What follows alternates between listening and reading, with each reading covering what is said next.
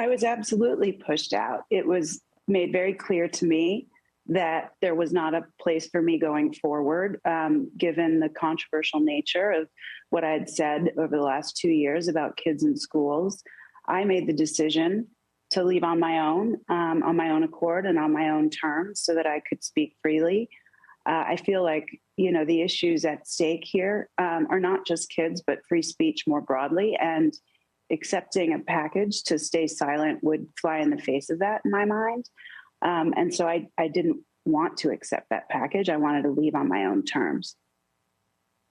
Jennifer, like you, I imagine I hate the idea of mob rules, but I also recognize that context matters and that when you work at a company, you may have to follow both the rules and the values that company espouses. Levi's, I think if we're being candid, has always been a relatively liberal and progressive company. And so I'm curious how you reconcile those things.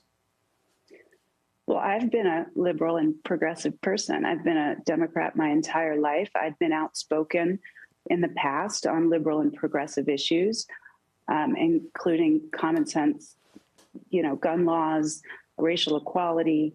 I'd been very outspoken on these things, and those were all deemed acceptable. I'd even been outspoken about Democratic candidates I supported, which included Elizabeth Warren in the Democratic primary. And so I don't think this is an issue of necessarily aligning with the company or not being progressive enough. But I would argue it shouldn't be a condition of employment to 100% align with your employer's views. And I don't think that's a viable path forward. A lot of people work in companies. There's a lot of different views, and it shouldn't be controversial or an HR violation to stand up in defense of children.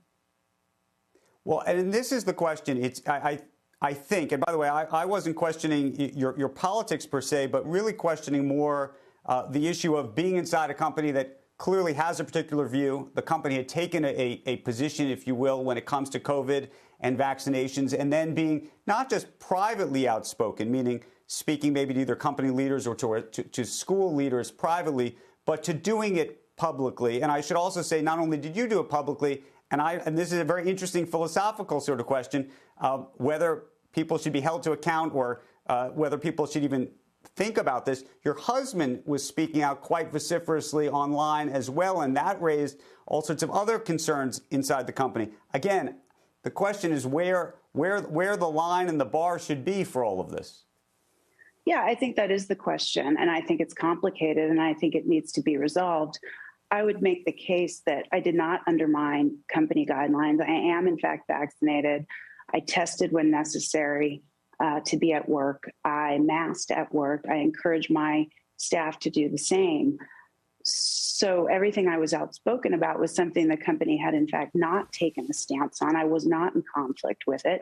And in fact, when I was very vocal about schools, public schools needing to be open in San Francisco, many of our executives had their kids in school. It was private school, so they weren't opposed to sending children to school.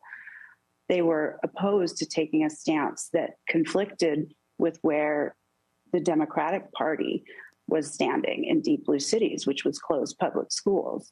The line is complicated. I agree with you. It is a very sort of messy situation, but as you all know, companies are taking a stand around diversity and improving the diversity of their workforces because there is value in that. Diversity enables us, a company, to align better with our consumers and our fans. And I would say that has to include also diversity of viewpoint, not just racial and gender diversity.